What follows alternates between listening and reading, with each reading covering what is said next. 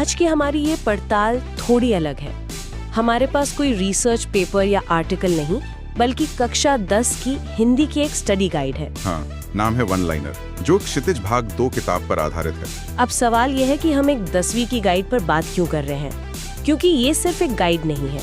ये पिछले 500 सालों में भारतीय समाज की सोच के बदलाव का एक नक्शा है। बिल्कुल सही कहा। ये एक तरह की वैचारिक टाइम मशीन है। हम देखेंगे कि कैसे हम ईश्वर पर केंद्रित समाज से व्यक्ति, क्रांति और फिर आम आदमी की देशभक्ति की कहानियों तक पहुंचे।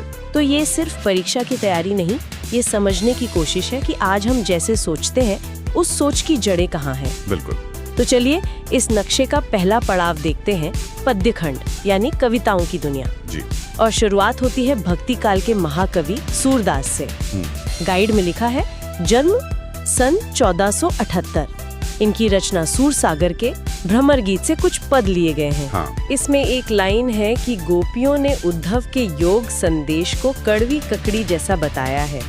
ये सुनकर ही चेहरे पर एक मुस्कान आ जाती है। और यही सूरदास की खूबी थी। वो बहुत गहरी, मतलब फिलोसॉफिकल बातों को रोजमर्रा की जिंदगी से जोड़ देते थे। अच्छा। सोचिए, योग और ब्रह्म ज्ञान कितनी जटिल बातें हैं।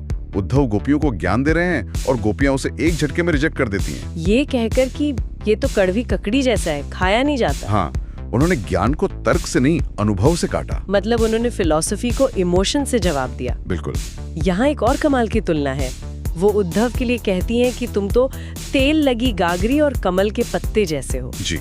कृष्ण के साथ रहते हो पर उनके प्रेम का तुम पर कोई असर ही नहीं हुआ। हाँ, और ये दिखाता है कि भक्ति काल में ईश्वर से रिश्ता सिर्फ डर या सम्मान का नहीं था, बल्कि प्रेम का, शिकायत का और दोस्ती का भी था। गोपियां उद्धव को ताना मार रही हैं। बिल्कुल। वो कह रही हैं कि ये ज्ञान का लेक्चर उन लोगों को दो जिनका मन चंचल है।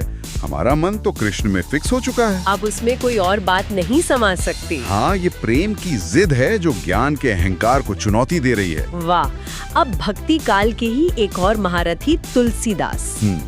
इनका महाकाव्य रामचरितमानस तो हर कोई जानता है। यहाँ जिस हिस्से की बात हो रही है वो है राम लक्ष्मण परशुराम संवाद। जी, बालकांड से। शिव का धनुष टूट गया है और परशुराम गुस्से में आग बबूला है। और ये कोई मामूली गुस्सा नहीं है। तुलसीदास ने रौद्र रस यानी गुस्से के भाव को उसको एकदम चरम पर पहुंचा दिया है। परशुराम सिर्फ चिल्ला नहीं रहे, वो लक्ष्मण को अपना फरसा दिखाकर कहते हैं कि ये इतना भयानक है कि इसके डर से माँ के गर्भ में पल रहा बच्चा भी मर जाता है। सच कहूँ तो आज के नजरिए से ये पढ़कर थोड़ा अजीब लगता है। हाँ, ये सवाल उठता है। एक ऋषि, एक मुनि और इतना भयंकर गुस्सा, क्या ये गुस्से का महिमा मंडन नहीं है? मतलब एक छोटी सी बात पर इतना आपा खो देना। ये सवाल बहुत दिलचस्प है। देखिए, उस काल के साहित्य में क्रोध को हमेशा एक व्यक्तिगत कमजोरी के तौर पर नहीं देखा जाता था। अच्छा। परशुराम का क्रोध उनके अपने लिए नहीं है, वो अपने गुरु शिव के धनुष के अपमान पर क्रोधित हैं। तो ये धर्म क्रोध है। हाँ, यानी न्याय और मर्यादा की रक्षा के लिए किया गया गुस्सा। और लक्ष्मण उन्हें लगातार व्यंग करके उकसा रहे हैं। ये कहकर के बचपन में हमने ऐसे कई धनुष तोड़े, तब तो किसी को फर्क नहीं पड़ा। बिल्कुल। अच्छा, तो ये एक तरह से दो पीढ़ियों या दो अलग अलग विश्व दृष्टियों की टक्कर है। सही पकड़ा आपने। एक तरफ परशुराम है जो परंपरा और मर्यादा के टूटने पर भड़क उठते हैं, और दूसरी तरफ लक्ष्मण है जो तर्क और व्यंग्य से उसे चुनौती दे रहे हैं। बिल्कुल। ये सिर्फ दो लोगों का झगड़ा नहीं है, ये दो सिद्धांतों का टकराव है। और इसी टकराव से नाटक पैदा होता है जो आज भी लोगों को आकर्षित करता है। तो सूरदास और तुलसीदास के समय में कविता का हर बड़ा भाव, चाहे वो प्रेम हो या क्रोध, कहीं न कहीं ईश्वर या धर्म से जुड़ा था। हाँ, ज्यादातर। लेकिन फिर गाइड हमें एक ऐसे दौर में ले जाती है जब कवियों ने अपना कैमरा भगवान से हटाकर इंसान के अपने मन, उसकी खुशी, उसके दुख और प्रकृति की खूबसूरती पर फोकस किया। जी। क्या इसी को छायावाद कहते हैं? आपने एकदम सही पकड़ा। यही छायावाद का सार है। कविता बाहरी दुनिया के शोर से हटकर इंसान के अंदर की दुनिया की पड़ताल करने लगी, और इसके सबसे बड़े नाम थे जयशंकर प्रसाद। प्रसाद जी की कामायनी का जिक्र है, जिसे आधुनिक हिंदी की श्रेष्ठतम काव्य कृति कहा गया है। जी। लेकिन यहाँ जिस कविता की बात है, आत्मकथ्य, वो बड़ी दिलचस्प है। उनसे दोस्तों ने अपनी आत्मकथा लिखने को कहा और उन्होंने जवाब में एक पूरी कविता लिख दी। ये बताने के लिए कि वो आत्मकथा क्यों नहीं लिखना चाहते। हाँ। और उनका तर्क कमाल का है। वो कहते हैं कि मेरी जिंदगी की कहानी बड़ी सीधी सादी है, उसमें सुनाने जैसा कुछ महान नहीं है। और वो अपनी कमजोरियों और धोखों का जिक्र करके अपना मजाक नहीं बनवाना चाहते। बिल्कुल। ये आज के सोशल मीडिया के युग से कितना अलग है ना? जहाँ हर कोई अपनी कहानी, अपनी हर छोटी बड़ी उपलब्धि दुनिया को बताना चाहता है। हाँ, बहुत अलग है। क्या प्रसाद जी का ये संकोच सिर्फ उनकी विनम्रता थी, या उस दौर के लेखक अपनी निजी जिंदगी को कला से अलग रखने में विश्वास करते थे? मेरे ख्याल से दोनों बातें थी। एक तो विनम्रता थी, लेकिन उससे ज्यादा ये एक दार्शनिक स्टैंड था। अच्छा। छायावादी मानते थे कि जीवन का दुख और वेदना सार्वभौमिक है।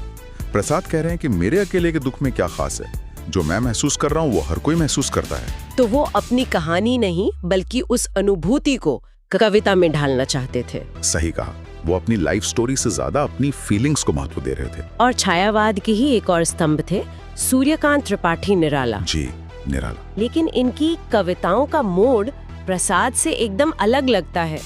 एक कविता है उत्साह, जिसमें वो बादलों को बुला रहे हैं।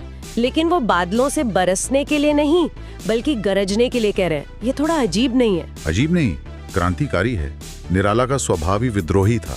अच्छा। उनके लिए बादल सिर्फ पानी का सोर्स नहीं है, वे क्रांति और बदलाव की एनर्जी का प्रतीक हैं। बरसना तो एक शांत क्रिया है, लेकिन गरजना एक चेतावनी है, एक आवाहन है। वो सोए हुए समाज में चेतना जगाने के लिए बादलों से कह रहे हैं कि वज्र छिपा, नूतन कविता फिर भर दो। मतलब अपनी बिजली की ताकत से इस दुनिया में एक नई ऊर्जा भर दो। बिल्कुल। वाह। तो एक ही छायावाद के दौर में प्रसाद अपने अंदर के दुख को देख रहे हैं जी, और निराला बाहर समाज में क्रांति लाना चाहते हैं। जी, ये विविधता थी उस दौर में। और निराला की दूसरी कविता अट नहीं रही है में वो फागुन के महीने की सुंदरता के बारे में लिख रहे हैं। हाँ करण, वो फागुन को एक इंसान की तरह देखते हैं जो सांस ले रहा है और उसकी सांसों की खुशबू पूरी दुनिया में फैल गई है। कहीं सांस लेते हो, घर घर भर देते हो। बिल्कुल, ये लाइन प्रकृति और इंसान के बीच की दीवार को गिरा देती है। निराला और प्रसाद की कविताओं में हमें व्यक्तिगत भावनाएं और प्रकृति का सौंदर्य तो बहुत दिखता है जी। लेकिन फिर हम एक ऐसे कवि पर आते हैं, नागार्जुन, जिनके समय तक देश में गरीबी और सामाजिक असमानता एक बहुत बड़ा मुद्दा बन चुकी थी। हाँ। तो क्या ये कहना सही होगा कि प्रगतिवाद ने कविता को कल्पना की दुनिया से निकालकर समाज की असली जमीन पर ला खड़ा किया? बिल्कुल। प्रगतिवाद का मानना था कि साहित्य को सिर्फ व्यक्तिगत सुख दुख की बात नहीं करनी चाहिए, बल्कि उसे समाज के दबे कुचले लोगों की आवाज बनना चाहिए। इसीलिए नागार्जुन को आधुनिक कबीर भी कहा गया। जी, क्योंकि कबीर की तरह ही वो बिना लाग लपेट के सीधी और सच्ची बात करते थे। यहाँ उनकी एक कविता है, यह दंतुरित मुस्कान। ये एक छोटे बच्चे की मुस्कान पर है जिसके अभी अभी दांत निकले हैं। लेकिन मुझे एक बात समझ नहीं आई। नागार्जुन एक प्रगतिवादी, यथार्थवादी कवि थे जो समाज की कठोर सच्चाई लिखते थे। फिर उन्होंने एक बच्चे की मुस्कान जैसी कोमल चीज पर कविता क्यों लिखी? क्या ये उनके स्टाइल से अलग नहीं है? ये सवाल बहुत गहरा है। दरअसल प्रगतिवादी कवियों के लिए उम्मीद और क्रांति का स्रोत कोई बड़ा नेता या भगवान नहीं बल्कि आम इंसान था। अच्छा। नागार्जुन उस बच्चे की निश्चल मुस्कान में जीवन की सबसे बड़ी ताकत देखते हैं। वो कहते हैं कि ये मुस्कान मृतक में भी डाल देगी जान। वाह। उनके लिए ये मुस्कान भविष्य की उम्मीद है, एक वादा है कि इतनी मुश्किलों के बाद भी जीवन जीतेगा। और उनकी दूसरी कविता फसल तो सीधे सीधे सामाजिक यथार्थ पर है। जी। वो कहते हैं कि फसल क्या है? वो किसी एक इंसान की मेहनत नहीं बल्कि नदियों के पानी का जादू, हाथों के स्पर्श की महिमा और मिट्टी का गुणधर्म है। हाँ, और ये सिर्फ प्रकृति और इंसान के सहयोग की बात नहीं है, ये एक तरह का समाजवादी विचार भी है। समाजवादी विचार कैसे? नागार्जुन ये कह रहे थे कि फसल पर किसी एक जमींदार का हक नहीं है, बल्कि उसमें नदी, मिट्टी और हजारों किसानों का साझा हक है। अच्छा। ये उस दौर के लिए एक क्रांतिकारी विचार था। वो कविता के जरिए बता रहे थे कि हर सृजन के पीछे एक सामूहिक प्रयास होता है, किसी एक व्यक्ति का नहीं। कविताओं के इस सफर में हमारे आखिरी पड़ाव है मंगलेश डबराल और उनकी कविता संगतकार। हाँ, संगतकार। संगतकार यानी वो साथी कलाकार जो मुख्य गायक के पीछे गाता है या कोई वाद्य यंत्र बजाता है, जिसका काम मुख्य कलाकार को सपोर्ट करना होता है। हाँ, और ये कविता पढ़ते हुए मुझे लगा, अरे ये तो उन सब लोगों की कहानी है जो पर्दे के पीछे काम करते हैं। बिल्कुल। संगतकार मुख्य गायक को तब सहारा देता है जब उसका गला बैठने लगता है या वो सुर से भटक जाता है। वो उसे याद दिलाता है कि तुम अकेले नहीं हो, तो क्या संगतकार एक तरह से फिल्म का सपोर्टिंग एक्टर है? क्या बेहतरीन एनालॉजी है। हीरो को सारा क्रेडिट मिलता है, लेकिन अच्छी फिल्म सपोर्टिंग एक्टर के बिना बन ही नहीं सकती। बिल्कुल वही। संगतकार उन सभी लोगों का प्रतीक हैं जो किसी बड़ी सफलता में चुपचाप अपना योगदान देते हैं, लेकिन जिन्हें श्रेय कभी नहीं मिलता। कविता की सबसे मार्मिक लाइन है कि संगतकार की आवाज में जानबूझकर एक हिचक होती है। अच्छा। वो इतना प्रतिभाशाली होकर भी अपनी आवाज को थोड़ा दबाकर गाता है ताकि मुख्य गायक की आवाज दबे नहीं। मतलब ये उसकी कमजोरी नहीं, बल्कि उसकी इंसानियत है, उसका समर्पण है। सही कहा। ये कविता हमें उन अनगिनत सहायक भूमिकाओं का सम्मान करना सिखाती है जिनके बिना कोई भी बड़ी सफलता संभव नहीं है। चलिए कविताओं की दुनिया से अब गद्य खंड यानी कहानियों की तरफ चलते हैं। जी। यहाँ पहली कहानी है स्वयं प्रकाश की, नेताजी का चश्मा। कहानी देशभक्ति के बारे में है, लेकिन इसका अंदाज बहुत अलग है। हाँ, ये कहानी देशभक्ति को किसी ऊंचे मंच से उतारकर चौराहे की मूर्ति तक ले आती है। कहानी का एक पात्र है कैप्टन चश्मे वाला। हाँ। वो कोई फौजी नहीं है, एक बूढ़ा लंगड़ा चश्मे बेचने वाला है। उसे ये बात बहुत चुभती है कि कस्बे में नेताजी सुभाष चंद्र बोस की मूर्ति तो है, पर उस पर चश्मा नहीं है। जी। तो वो अपनी दुकान से एक चश्मा रोज नेताजी की मूर्ति पर लगा देता था। जी। ये पढ़कर मुझे लगा कि क्या देशभक्ति दिखाने के लिए बॉर्डर पर जाना या झंडा फहराना जरूरी नहीं है? क्या अपने शहर की एक मूर्ति की इज्जत करना भी देशभक्ति हो सकती है? और यही इस कहानी का मूल प्रश्न है। स्वयं प्रकाश ये कह रहे हैं कि देशभक्ति कोई वर्दी या पद की मोहताज नहीं है। अच्छा। देश के निर्माण में उन करोड़ों गुमनाम नागरिकों का भी योगदान है जो अपने छोटे छोटे कामों से देश के प्रति अपना प्रेम और सम्मान जताते हैं। कैप्टन का ये छोटा सा काम, हाँ, उस मूर्ति के अधूरेपन को पूरा करने की जिद देशभक्ति का बहुत बड़ा प्रतीक है। और कहानी का अंत तो बहुत भावुक कर देता है। जी, बहुत। जब कैप्टन मर जाता है तो सब सोचते हैं कि अब मूर्ति पर चश्मा कौन लगाएगा, लेकिन एक दिन बच्चे सरकंडे का एक छोटा सा चश्मा बनाकर मूर्ति पर लगा देते हैं। ये कहानी का सबसे शक्तिशाली बिंदु है। ये उम्मीद का संदेश है। ये दिखाता है कि देशभक्ति की भावना एक पीढ़ी से दूसरी पीढ़ी तक जाती है। भले ही संसाधन बदल जाएं, फ्रेम के चश्मे की जगह सरकंडे का चश्मा आ जाए, लेकिन भावना जिंदा रहती है। ये हमें भरोसा दिलाता है कि देश का भविष्य सुरक्षित हाथों में है। बिल्कुल। और आखिर में हम मिलते हैं राम वृक्ष बेनीपुरी के पात्र बाल गोविंद भगत से। जी। गाइड में लिखा है कि बेनीपुरी जी को कलम का जादूगर कहा जाता था और बाल गोविंद भगत एक ऐसे गृहस्थ थे जो साधु की तरह जीते थे। हाँ, और ये पात्र सामाजिक रूढ़ियों पर एक बहुत बड़ा प्रहार है। वो कैसे? बाल गोविंद भगत के पास परिवार हैं, खेत हैं, लेकिन उनका आचरण किसी भी साधु से ज्यादा पवित्र है। वो कबीर को अपना साहब मानते हैं और उन्हीं के पद गाते हैं। एक मिनट, मतलब वो एक धार्मिक इंसान थे, लेकिन प्रचलित धार्मिक रीति रिवाजों को नहीं मानते थे। बिल्कुल। हाँ। कहानी में लिखा है कि जब उनके बेटे की मृत्यु हुई तो उन्होंने शोक नहीं मनाया, बल्कि उत्सव मनाया। जी। वो अपनी बहू से कह रहे थे कि ये तो आत्मा का परमात्मा से मिलन है, इसमें रोने की क्या बात है। सोचिए, ये कितनी बड़ी बात है। वो यही नहीं रुके।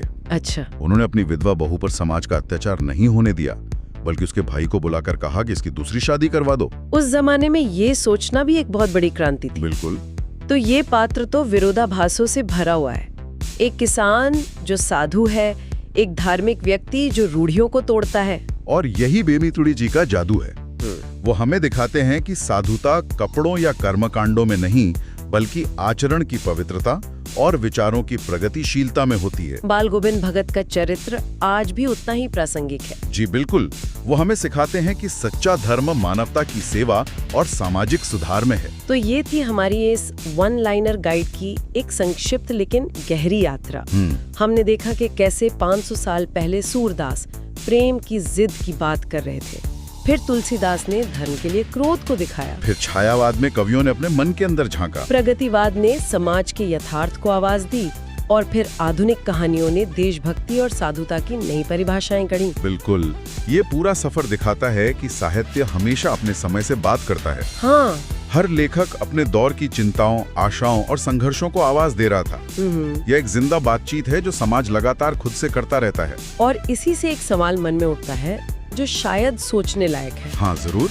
हमने ये सब देखा, अगर आज से 100 साल बाद कोई भविष्य में हमारे आज के दौर के साहित्य को एक स्टडी गाइड के तौर पर पढ़ेगा तो उसे हमारे समाज के बारे में क्या पता चलेगा? बहुत अच्छा सवाल है। हमारी कविताओं और कहानियों में कौन सी सबसे बड़ी चिंताएं या भावनाएं झलकेंगी? क्या वो तकनीक का प्रभाव होगा, पर्यावरण का संकट, या फिर इस डिजिटल दुनिया का अकेलापन? इसका जवाब शायद आज लिखा जा रहा है।